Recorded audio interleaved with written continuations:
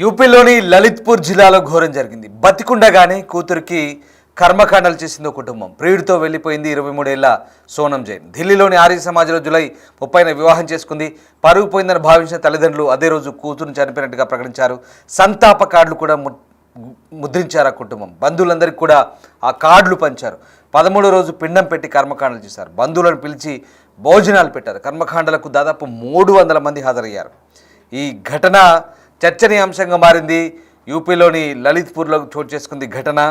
కుమార్తె బతికుండగానే ఆమె చనిపోయినట్టుగా కర్మకాండలు నిర్వహించారు తల్లిదండ్రులు.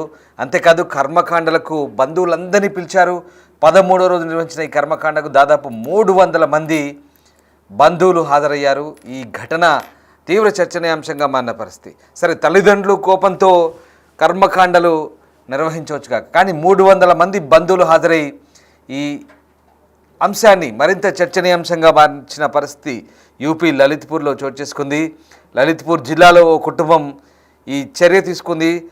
సమాజంలోని తల్లిదండ్రులను ఒక రకంగా తలదించుకునేలా చేసిన పరిస్థితి ఇది. ఎందుకంటే వారి అనుమతి లేకుండా ఇది అంటే తల్లిదండ్రులని ఒక రకంగా ఆలోచింపజేసిన పరిస్థితి, అవమానించే పరిస్థితి అని మనం చెప్పలేం, కానీ ఆలోచించే పరిస్థితికి తీసుకొచ్చిన పరిస్థితి. ఎందుకంటే తల్లిదండ్రులను అవమానించి వారి కుమార్తె వారి అనుమతి లేకుండా ఇంటి నుంచి పారిపోయింది.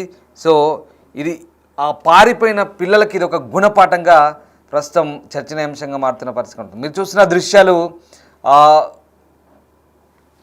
స్క్రీన్పై మీరు చూసిన దృశ్యాలు, అమ్మాయి వేరే వ్యక్తితో వివాహం చేసుకోవడానికి వెళ్ళిపోయింది. దీంతో కుమార్తె బతికుండగానే అంత్యక్రియలు నిర్వహించిన ఘటన చోటు చేసుకుంది లలిత్పూర్లో.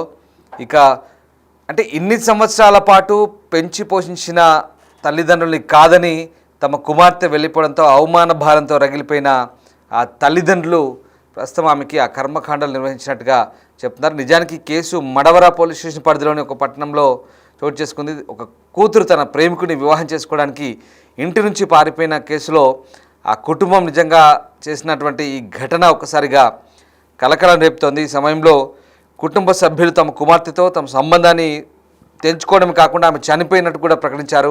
అంతేకాదు ఒక సంతాప సమావేశం అంటే కర్మకాండలు కూడా నిర్వహించిన పరిస్థితి. దీంతో వారు 13వ రోజును కూడా తమ కుమార్తె ఫోటోను ముద్రించి ఆమె ఇంటి నుంచి పారిపోయిన తేదీని మరణ తేదీగా చెప్తూ సంతాప సమావేశం అంటే 13వ రోజు కర్మకాండ నిర్వహించారు. ఆ రోజు దాదాపు 300 మంది గెస్టులా జరిగారు. ఈ ఘటన నిజంగా ఆలోచింపజేస్తుంది. ఒకసారి చూడండి ఆ దృశ్యాలు. ఆమె బతికే ఉంది, ఆమె ప్రేమించిన వ్యక్తితో వెళ్ళిపోయింది, కానీ ఆ కుటుంబం ఒక సాంప్రదాయబద్ధమైన జైన్ కుటుంబం ఆమె చనిపోయినట్టు ఆమె ఫోటోను ముద్రించి 13వ రోజు కర్మకాండలు నిర్వహించిన ఘటన నిజంగా అంటే ఈ సమాజంలో ఇది 2 రకాల చర్చలకు దారితీస్తుంది. ఒక రకంగా ఇంట్లో నుంచి తల్లిదండ్రుల అనుమతి లేకుండా పారిపోవడమా లేదా లేచిపోవడమా, దానికి ఏ పేరు పెట్టినా ఓకే. సో అలా వెళ్ళిపోయిన పిల్లలకి ఇది ఒక లెసన్ అయితే, పిల్లల ఇష్టాలను పట్టించుకోకుండా పిల్లలు వేరే వ్యక్తుల్ని అంటే వాళ్ళకి ఇష్టం వచ్చిన వాళ్ళతో పెళ్ళిళ్ళు చేయకుండా జరుగుతున్న సంఘటనలు మరికొన్ని. అంటే ఇది రెండో రకమైన చర్చ. ఎందుకంటే వాళ్ళకు ఇష్టమైన నచ్చిన వ్యక్తితో పెళ్లి చేస్తేనే మంచిగా ఉంటుంది, లేదంటే భర్తల్ని చంపడమో లేదా ఏదో రకంగా పెళ్ళైన తర్వాత భర్తలను చంపడమో, ఇష్టం లేని పెళ్లి చేయడమో, ఇలాంటివి మనం తరచూ చూస్తున్నాం. ఇలాంటి ఘటనలు చోటు చేసుకుంటున్నాయి. దానికంటే ఇదే బెటర్ అని మరికొంతమంది వాదిస్తున్నారు. అంటే భిన్నాభిప్రాయాలు వ్యక్తం అవుతున్నాయి. ఇక్కడ అమ్మాయి తనకు నచ్చిన వ్యక్తితో వెళ్ళిపోయింది, తనకు నచ్చిన వ్యక్తిని వివాహం చేసుకొని అక్కడి నుంచి ఇంట్లోంచి వాళ్ళ అనుమతి లేకుండా పారిపోయింది. ఒక రకంగా ఇదే బెటర్ ఏమో అనే ఒక అభిప్రాయాలు కూడా కలుగుతాయి. ఎందుకంటే మనం ఈ మేఘాలయ హత్య కేసు కాంచి చూస్తున్నాం. దాదాపుగా భర్తల్ని హత్య చేయడం ఒక రివాజ్గా మారింది. ఇష్టం లేని పెళ్ళిళ్ళు చేసుకోవడము చాలా చోట్ల మనం గద్వాల్లో కూడా చూసాం. సర్వేర్ హత్య, చాలా ప్రాంతాల్లో ఇలాంటివి చోటు చేసుకుంటున్నాయి. లేదంటే ప్రియుడితో కలిసి భర్తను హతమార్చడం, ఇలాంటి ఘటనలు చాలా ఉన్నాయి. ఇప్పుడు ఈ విషయంలో ఆమెకు తన నచ్చిన వ్యక్తితో వెళ్ళిపోయింది, అట్లీస్ట్ తనైనా హ్యాపీగా ఉంటుందని కొంతమంది అంటుంటే, తల్లిదండ్రులు పెంచి పోషించిన తల్లిదండ్రులను కాదని తను వెళ్ళిపోయింది. సో వెళ్ళిపోయినందుకు కర్మకాండలు నిర్వహించడం ఇది తప్పేం కాదు అనేది కొంతమంది వాదిస్తున్నారంటే, ఆ రకంగా తప్పేం కాదు అని అనకపోయినా అదొక లెసన్ లాంటిదంటూ మరికొంతమంది అంటున్న పరిస్థితి. ఇక్కడ మనకు మిర్యాలగూడ ఘటన మీకు గుర్తుండే ఉంటుంది. ఆ ఘటనకు దాదాపుగా ఆ ఘటనలో అక్కడ ఆ తండ్రి ఆ కూతురి వెళ్ళిపోవడంతో ఆగ్రహంతో ప్రేమించిన వ్యక్తిని హత్య చేయించిన ఘటన, దానికంటే ఇది బెటర్ కదా అనేది కొంతమంది వాదన. సో ఏదేమైనా ఈ ఘటనకు సంబంధించి ఒకసారి ఆ కర్మకాండల సంబంధించిన అది కూడా ఒకసారి మనం చూద్దాం. की सहमति से ही हमें अपने घर और परिवार पर विशेष ध्यान देने की जरूरत है। आज हम देख रहे हैं हमारे समाज की बेटियों ने प्रतिज्ञा करी थी, हम कभी विजातीय विभाजन नहीं करेंगे। परिवार की सहमति से ही हमें अपने घर और परिवार पर विशेष ध्यान देने की जरूरत है। आज हम देख रहे हैं हमारे समाज की बेटियों ने प्रतिज्ञा करी थी, हम कभी विजातीय विभाजन नहीं करेंगे। परिवार की सहमति से ही हमें अपने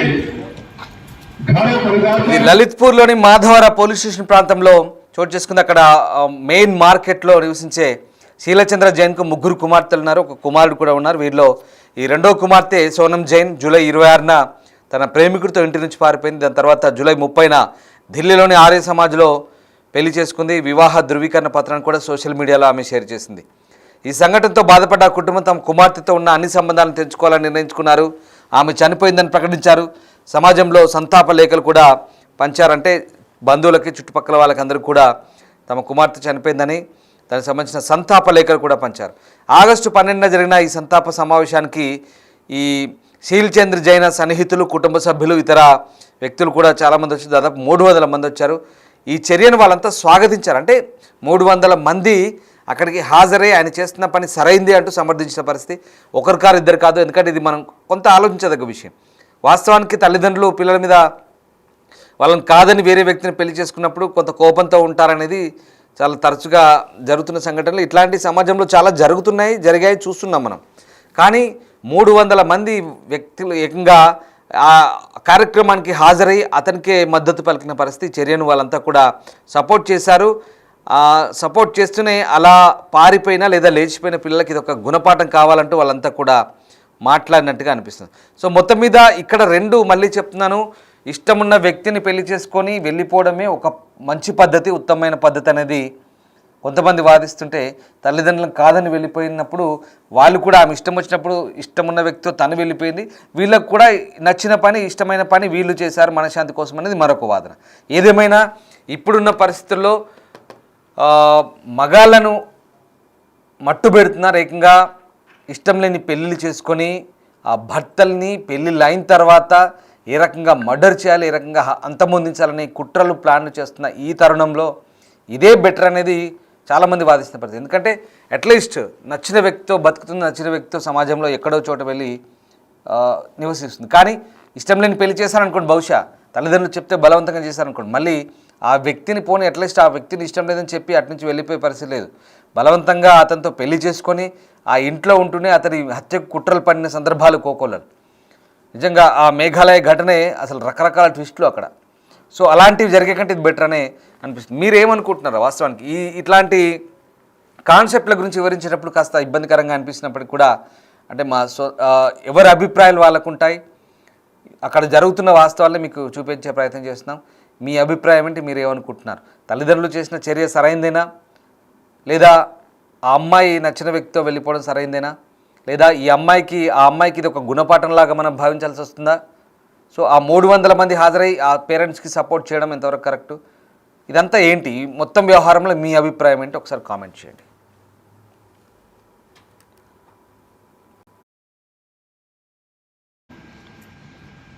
विजातीय विभाजन नहीं करेंगे। परिवार की सहमति से ही